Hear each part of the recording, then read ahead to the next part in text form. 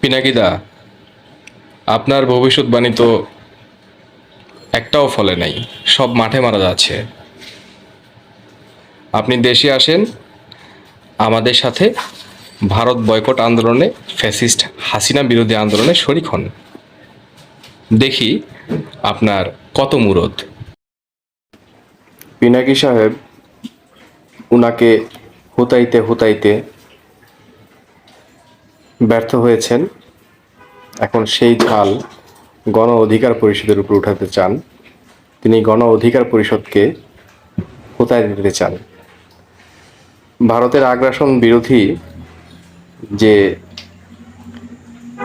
একটি স্রোত বাংলাদেশে চলছে, সেটা 2019 সাল থেকে গণ অধিকার পরিষদের হাত ধরেই কিন্তু শুরু হয়েছে। তো পিনাকি সাহেব ভাবেন যে তিনি যেভাবে এই আন্দোলনকে পরিচালনা করতে চান, সবাই সেভাবে করবে, তার মতো করেই করবে তিনি যেভাবে চান। তিনি নিজেকে ভাবেন এই ভারত বয়কটের আন্দোলনের প্রধান সেনানায়ক। তো আমরা তার এই মনোভাবকে শ্রদ্ধা করি, তার ফ্যাসিস্ট হাসিনা বিরোধী আন্দোলনকে আমরা শ্রদ্ধা করি। তিনি যে প্রবাসে একাকিত্ব বরণ করছেন, সেটার কষ্ট আমরা বুঝি, কিন্তু জনতার দল, জনতার মধ্য থেকে বেড়ে ওঠা শিক্ষিত তরুণদের এই দল গণ অধিকার পরিষদ তার দয়ায় গড়া কোনো দল নয়, এটি গণমানুষের দল। এটা তার বোঝা উচিত। তিনি চাইলেই হোতায় ফেলতে পারবেন না।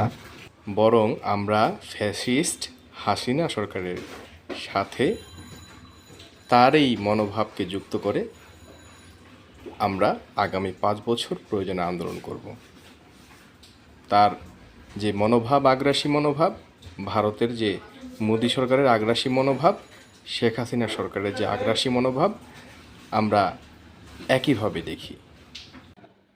গেল 7 জানুয়ারি নির্বাচনের আগে গণ অধিকার পরিষদ যখন রাজপথে নিজেকে বিছিয়ে দিয়েছে, সরকারের প্রচণ্ড চাপ থাকা সত্ত্বেও আমরা যখন রাজপথ ছাড়িনি, ঠিক তেমন একটি দুর্বল পয়েন্টে পিনাকিদা আমাদের কিছু বিপদগামী তরুণকে উস্কে দিয়েছেন।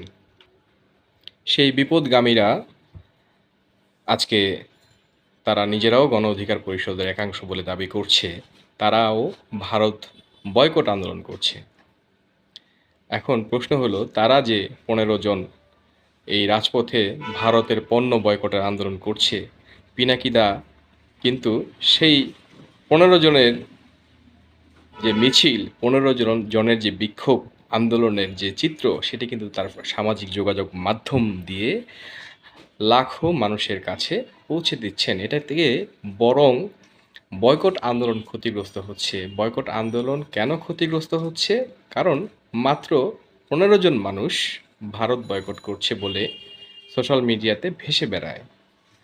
এটা ঠিক, পিনাকি দাদার প্রচুর ফ্যান ফলোয়ার্স রয়েছে যারা এই 15 জনকে খুব ভালো মতো চেনেন, যারা এই 15 জনের বাইরে হাজারো লোক নিয়ে আন্দোলন করার সক্ষমতা রাখেন না। এবং ইন্ডিয়ার কাছে এটা প্রমাণিত হয় যে বাংলাদেশে মাত্র 15 জনই এই বয়কট আন্দোলন চালিয়ে যাচ্ছে। সুতরাং ইন্ডিয়ার এতে কিছু আসে যায় না বলে প্রতীয়মান হয়। একটা সেন্সে এই জিনিসটাই দাঁড়ায়।